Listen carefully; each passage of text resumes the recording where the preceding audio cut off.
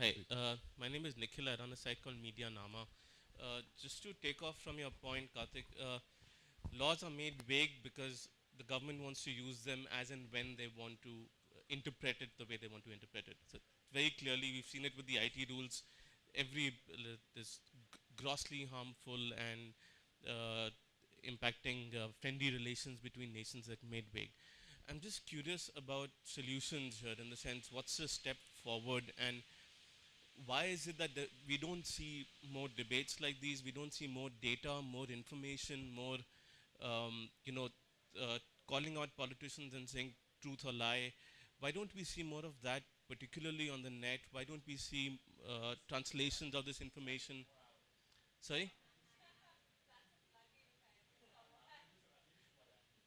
So uh, I'm just curious about why we don't see more information because when I look at most media properties today on the net, it's almost as if it's just a copy paste of what's on print or just try to keep it as simple and basic as possible.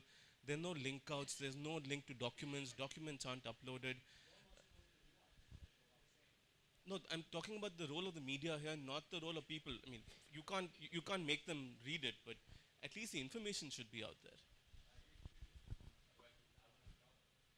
Nikhil, I mean, it's a pet peeve, and it's a chord that runs so deep. For someone who's teaching journalism and the media, one of the biggest problems that I've had to face is the lack of credible resources, the lack of reportage that you could trust. Um, uh, Even something like the Pew Internet Project, the fact that a lot of journalists, and this is not a sweeping statement, and you know, I'm entering into troubled waters now, and at great risk. No stupidity here, but there's a lot of lazy journalism. There is a lot of, in terms of on one hand, I've seen this idea of not really understanding what to do with the internet, but because you run an akhbar, you also need to have a website that's actually a simulation of your daily newspaper. There's a difference between a website and a portal, and also the fact that we do not want to invest in content. I've attended many similar industry academia discussions. One, the presence of academics and people who look at the media is very few. There are very few people who are actually looking at the kind of media that is being created. I think there needs to be enough institutionalization and more academic research into the kind of work that is being produced. And second, more importantly, the way we're looking at data per se. If India today says that 97% women behave this way, we will not read what the sample size was. When we're looking at media and when we're looking at data, it is extremely important when you're saying generic, sweeping statements. It is important that you question and you read between the lines. In terms of why such articles or why there's very little research or where the internet is going, and what can we do? There are really no easy answers. I mean, my friend here from Nagpur, you gave us a solution, and I'd like to believe that you can put labels and you can categorize things and you can say knowledge is the answer. By that standard, I would be one happy person because I believe the cup of wisdom tills every day in class, and I would send out people year after year who were well informed. I think one of the key issues is there is a lot of information. But what has also happened is, as a teacher, I think I can say that you have to become an assimilator.